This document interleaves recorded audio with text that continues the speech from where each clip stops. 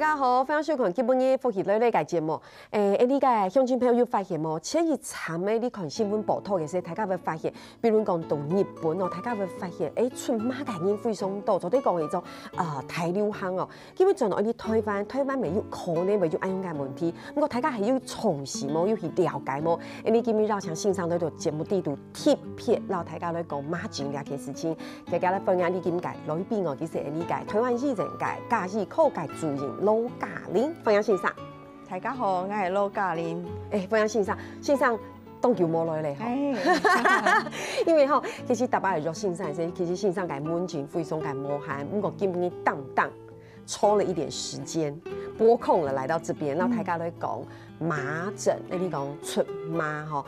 前一場咧，大家讀新聞報道有看到，其實上係同日本啊，來講世界其他嘅地方，變成講出麻兩件事情，好像變成一種流行，很危險的感覺，其實大概在3-4年前開始，日本吼改變的青島人出麻咧，台灣因為那日本衝到旅行啊，所以的青島人的從進前該坐飛機華航嘅有冇感染麻疹，就有呢款事情。嘿，所以大家會發現講，為什麼會？有安用感，為什麼會大流行在感覺？我覺得大概在5-6年前開始哦，我們的門診就有發現說，在台灣，對，在台灣，因為我是家醫科嘛，是，我們的門診就有常常發現說，學生啊、大人啊來抽血，其實那個抗體都不見了。哦，我們台灣算不錯，我們從1977年開始就有固定打疫苗，是，可是在那個時候打的疫苗，到現在很多人其實已經沒抗體了。哦，所以你幾乎可以預期這件事情是會發生的。我覺得在台灣有一件事情很奇妙，就是說，你大家會發現我係講烘豆啊，你有時候感冒的時候，大家會講哇，你要去打疫苗，不管是什麼流感啊什麼的，然後大家就比較積極。對，如果講到麻疹的時候，大家好像跟自己無關，好像那個是別人的事情，很奇怪，很奇怪。對，可是剛剛醫生有說，在你這幾年的門診，其實東東醫看性上改時間，已經發現那個血液裡面的抗體都沒有了。對，幾乎20歲以後就沒有。可是我說真的哦，等下黑公，我現在去做挑查，我們都要讓旁邊每一個人都去問你，你們有沒有打過麻疹抗體？我相信大家都舉手說沒有，所以不是抗體消失，是沒有打過疫苗。沒有，他們小時候一定有打。哦，小時候大概像我現在40幾歲，大概這個年紀小時候都有打，規定的，對不對？所以你看老師說小時候有打，誰有打過，所以在台灣的那個時候也曾經大流行過。就大概在民國1947年左右，1947，那時候還很早哎。對，但後來其實慢慢的就有公衛系統出來，然後就有把它控制住。好，你大家有講到，其實台灣頭擺嘅時代，比如線上講是90青年階段時間左右，其實台灣有你講春麻嘅大流行嘛，所以保護大家是咪講一定才打疫苗？對，可能我不知道我有沒有打，因為我得過麻疹。哦，這個臉是很驚訝嗎？因為很少人會記得小時候的事情。我是媽媽跟我說，然後我有一點點印象，因為好像會出疹子。對。然後媽媽是講你有沒有春麻呢？對。而且還要加你有沒有春麻？所以其實線上講的，所以疫苗的抗體是會消失的。對。所以就連現在有一些年輕一點的學生，比如說才17、18歲，我們也有發現他抗體有可能會消失。可是因為可以維持多久？所以我的建議是大概從小我們台灣打疫苗是大概1歲先打1劑，然後小1之前再打1劑。那可是這樣子打，其實會發現到成人的時候還是會消失。對，不是每個人消失，但是會有蠻大比例消失。好奇妙哦，所以會有些人消失，有些人不會消失。對，所以如果你沒有檢測，你就不知道。那不知道的情況下，你又跑去這些流行的國家，你就有可能得病。那要去哪裡檢測？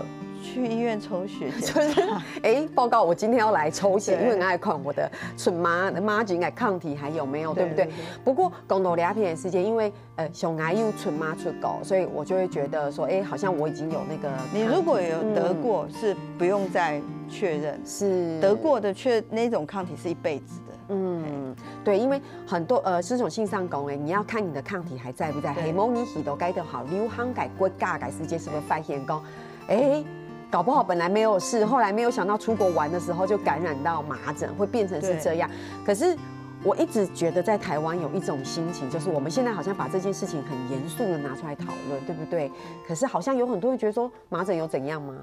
很严重吗？而且刚才信上又讲，我得过麻疹，我可能就有抗体。对。但是，一般我们普罗大众大概为躺到就是麻疹跟德国麻疹，对，都是麻疹，但是它是不一样的，对不对？所以，大家到大家都准备一种图哈，像这边我走在看一下，那像信上都大家都分享一下麻疹，然后德国麻疹，其实它还是有蛮大的区别的。麻疹跟德国麻疹基本上完全不一样哦。是。那以病人的严重度来说，这两个怎么分？病人的严重度，其实是麻疹感觉比较严重，比如说他的发烧，出疹子，然后人很不舒服。我们这边虽然只写发烧、出疹，跟口腔会有一种特殊的白色的科氏斑点在口颊的内侧。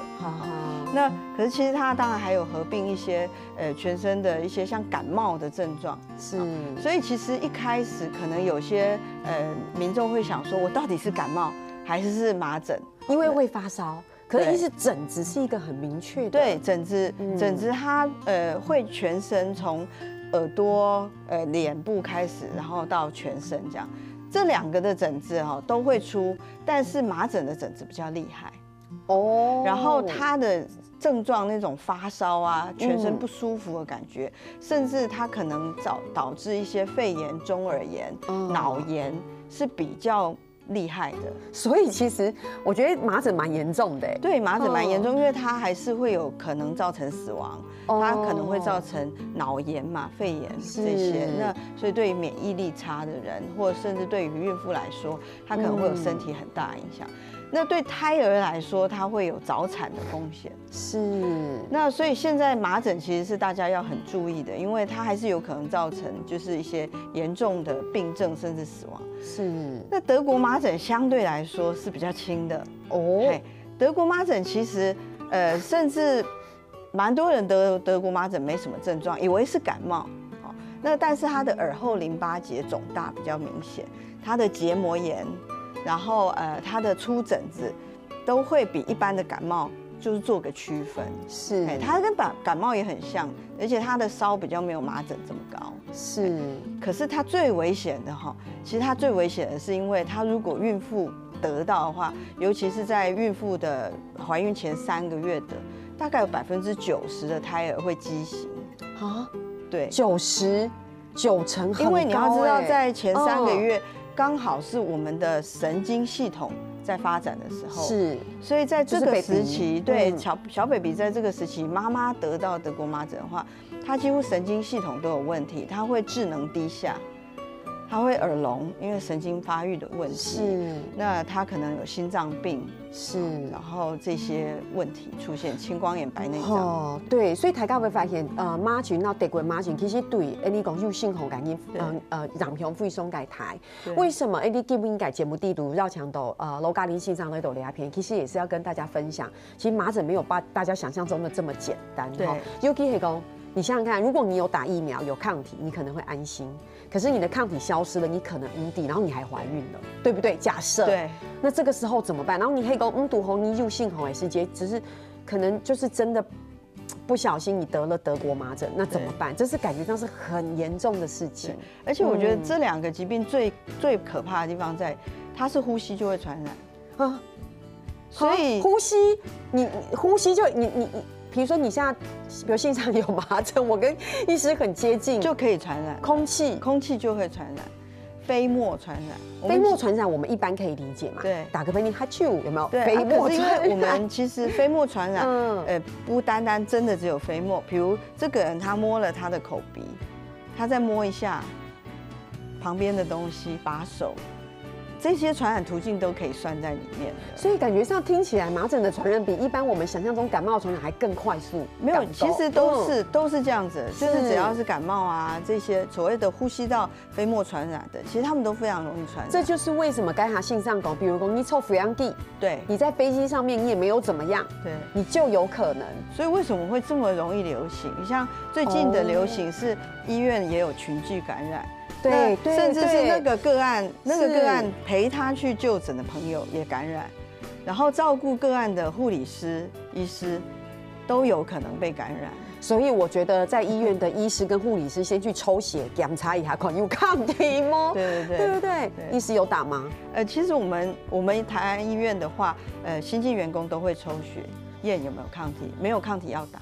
哦，是，对，这是基本的。所以那医师有得过麻疹吗？我小时候打过，但那时候测还有抗体。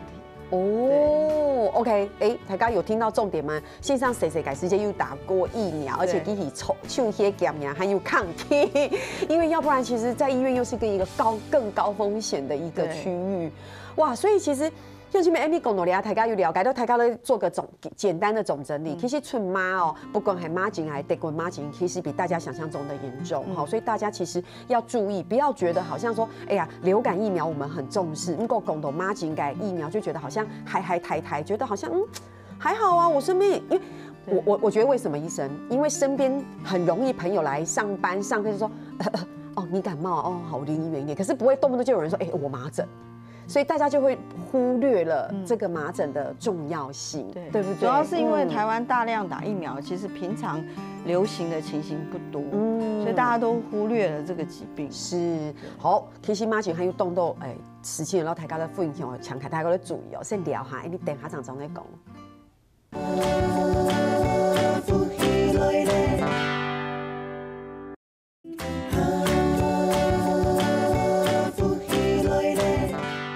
东方伊就在绕墙同老嘉玲先生喺度节目地图，然后大家来讲出马的件事情嘅严重性。我觉得不知道为什么，我觉得有时候这个性格不太好，一直怕观众朋友听不懂，一直要帮大家复习做总结。我还是要再复习一下，就是其实麻疹，然后德国麻疹是严重的，对，所以其实大家要注重。疫苗这件事情，然后在台湾民国47年的时候，其实我们那时候因为大流行的关系，后来我们就会有鼓励民众或是规定民众大家都要打疫苗。可是上一段节目的重点就是，你可能有打过疫苗哦，不过係講有機會加加驗驗一下你的疫苗還有沒有抗體，這件事很重要，這真的很重要哦。你看醫生都說這真的很重要，為什麼？因為大家都覺得。我又沒有得麻疹，我身邊也沒有人得麻疹，我幹嘛要去看我有沒有抗體？反正我又不會得麻疹。好，嚴重的事情來了，那我們來看看，你父權嘅國家最近都在麻疹大流行，非常的可怕。你看一下評論講，像韓國也是，菲律賓、越南、中國兩家提風，有時候我講的是我們附近，對不對？這些都是會，我們有聽到他們他們的麻疹流行的一個問題。对，像香港跟中国因为很接近哦，然后他们的来往也很多。其实香港最近也是很惨，也是麻疹也是很明显的在增加案例。哦，那我要讲一下，特别讲日本一下，因为韩国啊、菲律宾、中国、越南，其实大家都会去。那可是大家更喜欢去的是日本。台湾每一年去日本旅游的人数非常多。可是大概从3-4年前开始哦，日本跟美国其实都出现了麻疹的流行。是。那我们讲一下日本为什么会这样哦？其实台湾大概1975、1971年，大概那个时候开始就都有固定在打疫苗。可是日本大概到1977年才开始打疫苗，而且重点是他们打疫苗没有强制，所以导致现在1977年到1991年出生的这群人几乎没有打疫苗。哇哦！所以日本真的流行的很夸张。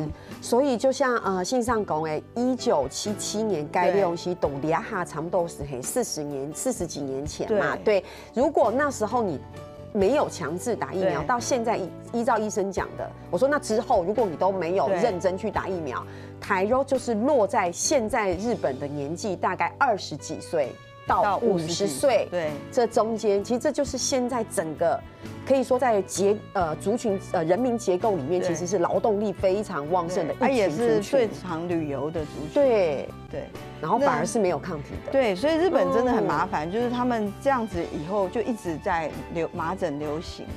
那美国的话又是另外一个原因，美国人他们因为有一些特殊宗教信仰，然后美国常常会有那种地区会有很奇怪的、很自以为是的宗教信仰，这样，那他们就认为不可以打疫苗。哦，那甚至你也可以说，这个拒打疫苗的这个风潮哦，其实也不单单是宗教性的。那有一些人就会担心说，打了疫苗会有什么自闭症啊，或者什么其他的问题，所以就拒打疫苗。那拒打疫苗以后，本来也是应该打疫苗就没事的，但是就因为拒打疫苗，所以美国现在也流行。是，对。台大末期的，我要再强调一下，就是现在听起来觉得我们还是算幸运的，因为台湾算幸运的，在民国47年以后，或是1997，我们那时候是强制大家都会打疫苗的，对，所以现在因为台湾并没有麻疹大流行，所以大家反而忽略了。你看，我又再一次的强调这个的重要性，久了就忘了，对，久了就忘了。我今天跟大家讲的事情是，台湾没有大流行，没有错，没有，而且台湾大家都有打疫苗，没有错。可是今天要讲的是抗体会消失，对啊，你现在又一直去美国，一直去日本，或者是去邻近的国家旅游。最近的个案其实是从上海那边，上海啊、香港啊这边旅游回来的。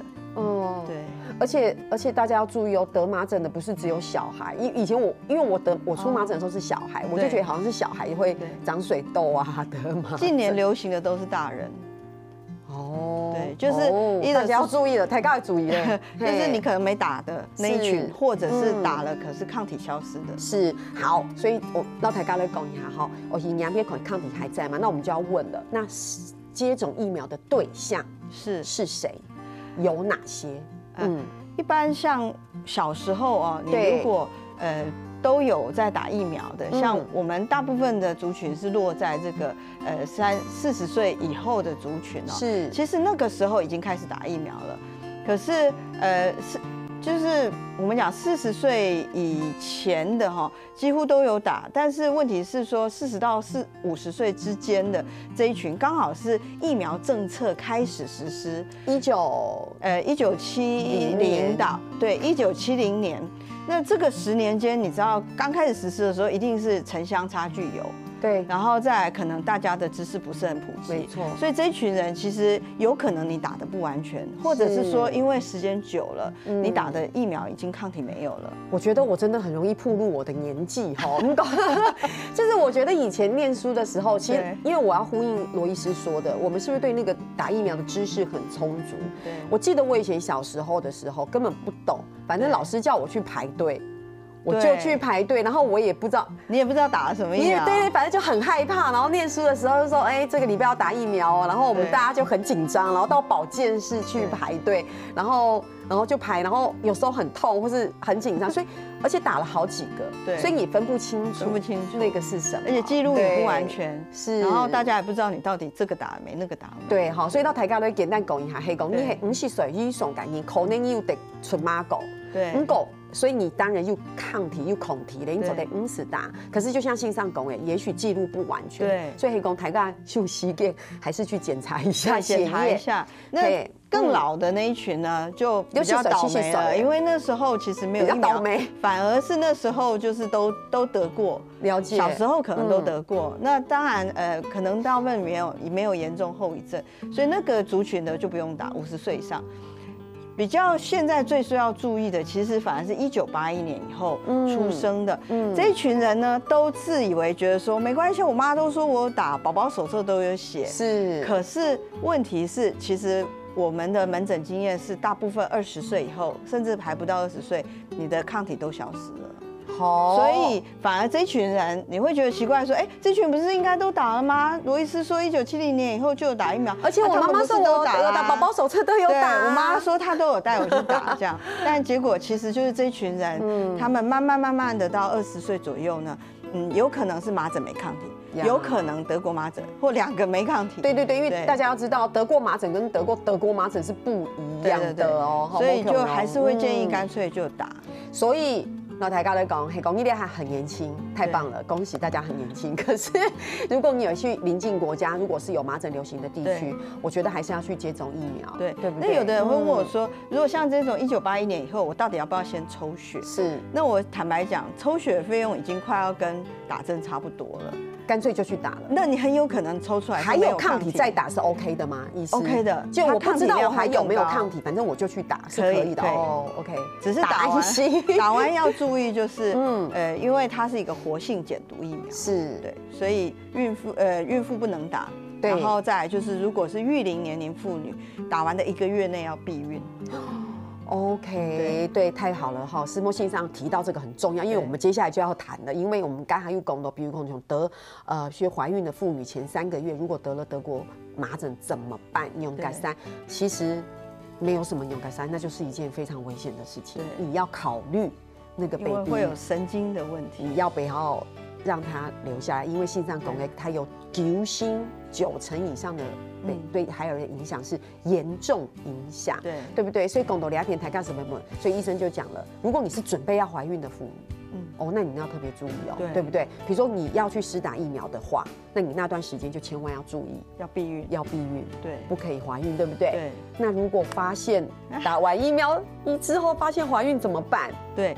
这个其实从很久以前这个疫苗出现以后，是各国都有在注意这件事，因为还是有人难免打了以后才赫然发现2条线，我怀孕了。对，怎么办？不过目前全世界各国看起来哈，即便是这样子不小心施打到的，也没有看到有异常的案例。所以目前只能说，所以不是要来吓大家，还是可以安心。我们尽可能的避开你已经怀孕，就不要施打所谓的活性减毒疫苗。就是还有已经怀孕的就不打，大当然。可是万一你真的怀孕了，然后你不知道的情况下打了，也没有一定就要立刻把小孩子拿掉之类的，因为目前看起来全世界打了这么多年以后，目前并没有案例说因为在打了以后发现怀孕，然后生下来有问题的，倒也没有，可能是因为这个减毒疫苗它的毒性已经很小了。对，所以其实讲到2片哈，讲到有性红改、妇婴假，其实我们也特别跟大家强调，这就是为什么东东你结婚之前会去做婚前健康检查，对，这很重要。对，你看医师马上就对，这很重要，因为很多人都会忽略，真的很多人做，但其实台湾还是很多人是忽略这一块的。其实走婚前改控检检查刚好简单对位，除了各方面像地中海贫血的注意，对不对？女生，再来就医生讲的嘛，你要先确定你的老婆或是你自己本身是不是有没有这个抗体？对，不要如果你在婚前健康检查这一块做得足够，你就不会有你抬价该下讲怎么办？我怀孕了才发现，对，我刚打完疫苗，怀孕我想要去日本怎么办？对，怎么办？对，你就完全不用这些忧虑了，因为你婚前健康检查在这一关就先把关了。对，就像医生讲的，我现在怀孕了，可是我现在要去日本怎么办？对，你就很两难啊！你就很两难，那我可以去吗？又很想去，还是我去要小心一点？可是这种线上讲空气都可以传染，你根本很难避。你坐的飞机都没有办法避免，因为你在一个密闭的空间里面。你就算有说我戴口罩，但你会不会去开厕所门？会啊，你手上有可能沾到。我觉得今天我们这一集就是来吓大家的，没有啦，是在提醒大家。所以其实讲到了大家要发现，其实结婚之前你讲控检检查是非常重要的。其实你大家讲，哎呦，那我检查到有这个问题，我就结了吗？我就不结了吗？对不对？我觉得这个大家的观念要正确。不过其实刚才讲，你讲到是婚姻，刚才有对欧亚子有嘛个问题嘛？你聊下，你等下再来讲。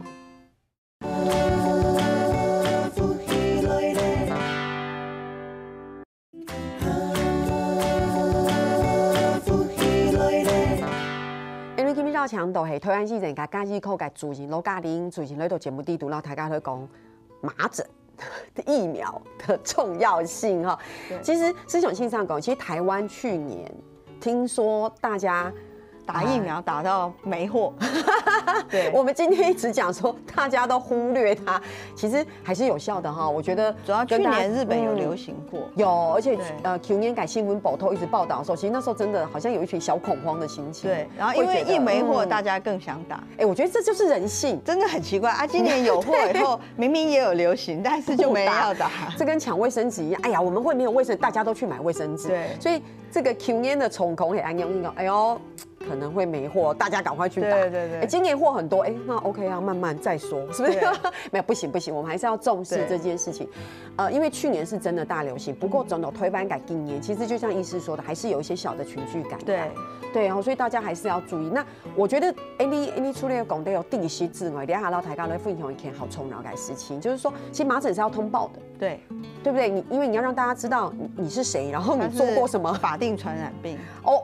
对，所以比如说医生讲，就是说，比如说，如果你怀疑自己有可能被感染到麻疹，对，是可以在72小时先处理。一般我们暴露后的72小时内，赶快打麻疹、德国麻疹腮腺炎的那个3合1疫苗，就是 MMR，那是可以。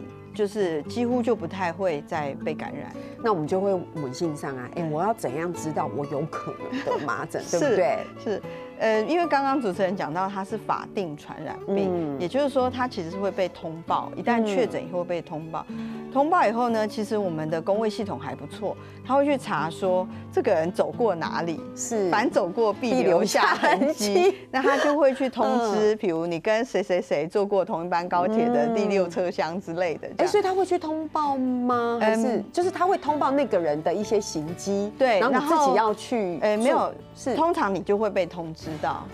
我有时候常常觉得，对，但当然有些人的资料不完全，他可能没有被通知，没有办法那么全面。但你就要自己注意一下，是我曾经跟那个现在新闻上讲的个案，他走过的足迹去过哪里？我好像跟他同一班飞机，同一班耶，这样什么哪一什么747哪一班什么这样？哎呀，对，我有时候真的觉得我们的公卫系统其实蛮感人的，而且有时候也蛮周延的。其实真的还蛮认真。我们有时候常常会觉得。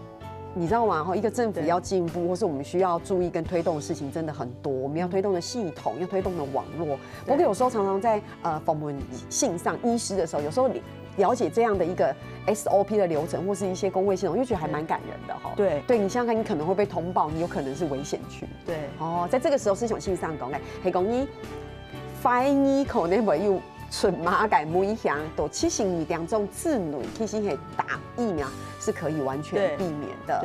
对，公道上團節目線上還有講到，其實有的人你是算是不可以打疫苗的人。舉例線上講，比如你準備了右性紅，來講你右性紅等等，其實還是有一些偏向免疫力比較差的。對，像已經在做化療、電療等等免疫力很弱的癌症病人，是或者是艾滋病的病患，因為他免疫力本身非常差，是就不適合。對，所以大家還係要注意哈。你嚟講，哇，我聽到很恐慌，就立刻去打疫苗。另外太小的小孩也不能打。對。接着就要來講 baby 了，對不對？因為你講到龍興家講到39歲50歲過後，30歲過後20歲，那嬰兒歐亞子，因為我們的嬰兒1歲以前，我們分成2個階段，是出生到6個月，其實他完全沒有免疫的能力，他的免疫系統來自於媽媽留給他的抗體。所以是0歲到6個月，所以為什麼我們講餵母奶很重要？就是因為你其實在餵母奶的過程中，你的抗體會給小孩。那所以這時候又衍生到另外一個問題，就是有的媽媽會說，我現在沒有懷孕了，但我現在在餵奶，我可不可以打疫苗？好複雜哦。對，我已經生完 baby 了，我現在很安心了。對，可是我現在在餵奶，我可不可以打疫苗？對。基本上，當然它是一個活性減毒疫苗，所以基本上對已經生完了在餵奶的媽媽影響是沒有那麼大的啦。那所以尤其是如果這個媽媽還是預計可能會去危險區域的話，我們還是會建議打。我想媽媽應該不會看，還在餵母奶就想要去危險區域旅遊出差，說的話，對，就是對 baby 6個月的時候，然後我剛好要去危險地區出差，我可不可以打疫苗？是可以的。對，但對，其實這種情況下打，我們並沒有發現有問題。是，那更何況說你產生的抗體還是可以給小孩。是，那但是6個月以後到1歲之間的這一群小孩呢，他们的免疫系统其实是在成长，但还不成熟。所以这个时候小孩你也不能打疫苗，所以6个月6张也狗后东西手也是不行，也还不能打这种的麻疹德国麻疹腮腺炎疫苗。我们要等到他1岁，就是他免疫系统比较成熟以后才可以打。所以严格讲起来，就是 baby 欧阿子黑狗打疫苗，其实就是1岁以后。对，医师讲的好详细，只是说1岁之前不能的原因是什么？对，哇，所以其实这就是欧阿子。那公斗的小朋友，那我们其实小某一张问题，就是我们刚刚一直在讲传染这件事情。所以麻疹它是什么时候最具传染力？为什么这样问？因为我们打白狗的流感的时候，我们以前讲流感都跟兄亲朋友讲，我们要自主隔离嘛，对，其实麻疹也要自主隔离，对不对？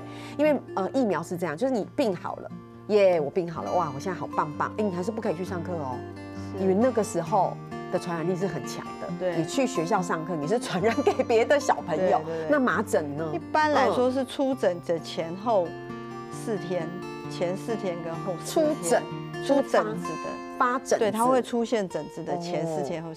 不过这个很难讲，因为你是出了疹，你才知道自己得了麻疹。对，我看到有疹子了，原来我的麻疹。出疹前4天你已经在散播了，所以其实真的很难，是太难了。所以还是。所以只能说，真的，大家要有警觉心，就是说，如果你从这些地方旅游回来，然后你有发现不明原因的发烧，然后又不像典型的感冒，你可能虽然有一些感冒症状，但是你觉得特不舒服，然后你又从这些额外有感染的地区回来，我觉得还是要有一个警觉心。我了解，其实是那种警觉心哦。你从比如讲你读日本医疗转来，觉得就这样发烧，当然有可能就是感冒，对，昏倒。可是你要有那个警觉心，说，哎呦，我会不会是麻疹？可能这个时候你就要先避开，不要常常跟人家接触了。你已经在发烧，你不要说好，我还是去看个电影啊。还是照上班，一定会打。所以其实这时候就，我发烧，我要去看电影。基于公卫的角度，你就应该要，因为他出诊前4天就有可能开始。对，所以医师，所以自主隔离是很重要的一个，任何疾病都应该是要这样子。是的，所以有时候是这样。系讲你上班的时间有冇？你拄到该同时有很多感冒要戴口罩什么，就是你回家休息没关系，我不用回家休息。我是在乎你会不会传染给我们，不是你自己这样讲。我知道你撑得住，但是我不想被感染。对，所以你要不要回去自主隔离一下？不过讲到鸦片，我们在台大会讲，其实像捐血，如果说是可以捐血的嘛，就得过。一般来说，我们因为它是一个身体里面的感染哦，所以我们至少1个月内是绝对不可以捐血的。因为我们虽然讲说出诊前后4天感染，可是我讲的是那种飞沫的传染。那你的体内其实可能还有残存的病毒，那甚至它可能还残留在你的淋巴系统，他们可能最后还在作战。是说，所以你说麻疹好了，对，就是已经完全恢复了，还是1个月内都不要捐血会比较好？那流感可以吗？好问题，就不一定，对不对？就不一定。但是流感，因为它比较不是那种很严重的传染病啦，对，所以而且它的我们身体抵抗它的这个效果，一般来说是不错。是哇，所以我真的是为什么提偏门性善用？因为台大都没想到，比如讲你患痘然后你感冒后了，你走得去捐血嘛？因为有时候捐血是你早就已经想好，你那个时候要去捐血，所以如果是你真的。可以的话，都隔到1个月会比较好。就是你可以讲景气运气不是很好的话，然后你真的得了麻疹，然后已经好了，而且可能有时候年轻人抵抗力很好，有没有？而体力恢复得很快，就觉得年轻力壮的，然后太热血了，太热血，然后想说去捐血，石梦一，请不要来捐血，是不是这样子？而且你体内可能也会有一些药物的一些残留啊之类的。是，所以我想问一下医师哦，如果得了麻疹，一般来说在治疗上面是怎么样的治疗？好问题，就是吃药或者是休息，就没什么好药啊。对，他们没有，因为以前小时候得麻疹，感觉到好像会有偏方，你知道吗？在乡下的时候，好像妈妈都会有一些偏方，然后但是现在就想说，因为真的就是靠抗体，对不对？自体的，其实真的就只能靠你自己的免疫力。是。那药物来说，一般就是症状治疗，对，比如你有发烧，你有哪里不舒服，你有痛等等的。对。那可是没有特效药，是你得自己的免疫力够好。是。那顶多是后来假设你有合并一些，比如中耳炎啊，或者其他地方感染。我们常看到有一个病毒感染之后，就会接着一个细菌感染。因为病毒感染把你免疫力都消耗掉了，就细菌就长驱直入这样。原来是这样，真的常常会有病人是流感的，大概到第4、第5天就跟着泌尿道感染。我的家人就是这样子，我就是想说，很准吧？对，怎么好像猜游戏拉霸一样？因为这就是他先去看医生，医生说你病毒感染，所以他就吃了病毒的药，然后那个疾病就好了。对，然后马上就得了，就紧接种的就另外一个疾病，可是你没有觉得连在一起，然后又再去看医生，然后线上是讲哦。你细菌感染了，我想说怎么会病毒杀死细菌感染就来了？因为你几乎免疫力都被它耗光了。原来是这样，我现在很想赶快录完，你要去打电话通知我今天得到的最新消息，说原来你会这样子。对，所以到台大都简单一下哦，就是说，其实我们要如何来预防，其实就是打疫苗嘛，对不对？真的很重要。然后你的警觉性要很高，哈，台大有了解你自己是不是有到过什么危险地方，然后去验血去了解一下。今天节目日送提到台大附用的富裕松豆黑狗。不小心苎麻疹怎么办？谁可以去打疫苗，谁不能打疫苗？然后打完疫苗不能经血，对不对？然后要出去危险的地方玩的时候要特别去注意。然后黑公又出国妈德国麻疹不算哦，还是要去看一下。然后有打过抗体、有打过疫苗的要去看抗体还在不在。这样总整理可以吗，医师？可以。当然像。小女我有认真学习，有，好清楚，谢谢。所以今天非常感谢你介欣赏呢套节目，地图老台高咧讲，出马老打疫苗该重绕性，感谢欣赏。好，下摆找个绕墙欣赏咧分享其他很好重绕该自信，做得好。3年下来做乜该咧总认同了。